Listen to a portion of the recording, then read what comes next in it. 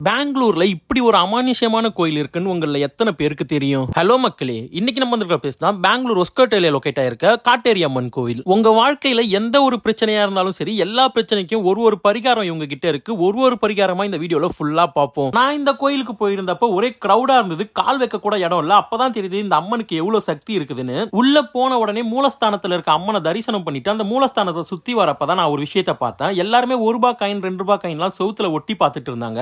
அது என்னன்னு கேட்கும்போது தான் தெரிஞ்சிச்சு, நம்ம அந்த காயின் அதில் ஒட்டி அந்த காயின் அந்த செவுத்துல ஒட்டிக்கிச்சுனாக்கா நமக்கு வராத கடன், வர வேண்டிய காசு எதுவாக இருந்தாலும் உடனே வந்துடும் ஒரு நம்பிக்கை இருக்கிறதா சொல்றாங்க.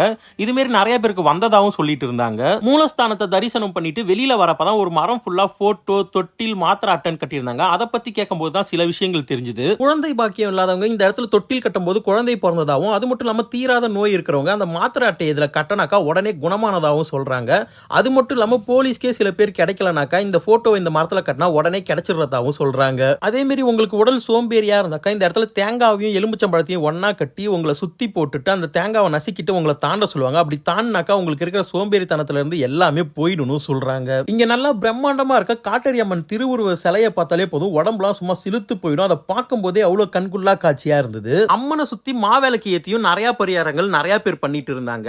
நீங்க ஆசைப்பட்டவங்களோட சேர முடியல, ஆசைப்பட்டவங்க கூட கடைசி வரைக்கும் ஒன்னா இருக்கணும், அது மாதிரி எல்லாம் நீங்க நினைச்சாலும் சரி, இங்க ஒரு பூட்டை வாங்கி இந்த இடத்துல மாட்டினாலே போதும், நீங்க நினைச்சது எல்லாமே நிறைவேறணும் சொல்றாங்க. இந்த கோவிலோட சிறப்பம்சமே இந்த மரம் தான். உங்களுக்கு எந்த ஒரு பிரச்சனை இருந்தாலும் சரி, தேங்காவை சிவப்பு துணியில கட்டி இந்த மரத்துல கட்டினா அது உடனே சரியாயிடும் சொல்றாங்க. வெளிநாட்டுல இருந்தே நிறைய பேர் வந்து இந்த கோயில்ல தேங்காய் கட்டி பயனடைஞ்சதுனால இன்னும் நிறைய நண்பர்களையும் இந்த கோயிலுக்கு கூட்டிட்டு வரதாகவும் சொன்னாங்க.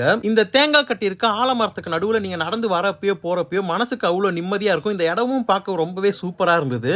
நானும் என் ஃப்ரெண்ட்ஸோட உள்ள சுத்தி போய் பார்த்துட்டு வந்தேன். அது மட்டும் இல்லாம இந்த இடத்துல நிறைய கடைகளும் இருந்துச்சு. அந்த கடைகள்லாம் போய் சுத்தி பார்த்தோம். பொரி, ஜூஸ் கடை, அது மட்டும் இல்லாம இந்த கயிறுலாம் விற்கிற மாதிரியான கடையும் நிறைய இருந்தது. நாங்களும் நிறைய பொருள்லாம் வாங்கிட்டும் வந்தோம். இந்த கோயிலோட இன்னொரு சிறப்பம்சம் என்னன்னாக்கா, வர எல்லாருக்குமே எந்த டைமா இருந்தாலும் சாப்பாடு போட்டுக்கிட்டே இருக்காங்க. நான் போறப்ப கூட அடுப்பு எரிஞ்சுக்கிட்டே இருந்து பெரிய பெரிய ட்ரம்ல சாம்பார் சாதம், பாயாசம் போட்டுட்டு இருந்தாங்க. நானும் எல்லாத்தையும் டேஸ்ட் பண்ணி பார்த்தேன். டேஸ்ட்டுமே நல்லாவே இருந்தது. அது மட்டும் இல்லாம இந்த கோயிலுக்கு வர்றதுக்கு உங்களுக்கு பஸ் வசதியுமே இருக்கு. ஒஸ்கோட்டையில இருந்து ஆட்டோவும் இங்க அடிக்கடி வந்துகிட்டே இருக்கும். நீங்க கார் இல்ல பைக்ல வந்தீங்கன்னா இங்க பார்க்கிங் ஃபெசிலிட்டியுமே இருக்கு. நான் பைக் பார்க் பண்ண ₹10 சார்ஜ் பண்ணி சேஃபாவும் பார்த்துக்கிட்டாங்க.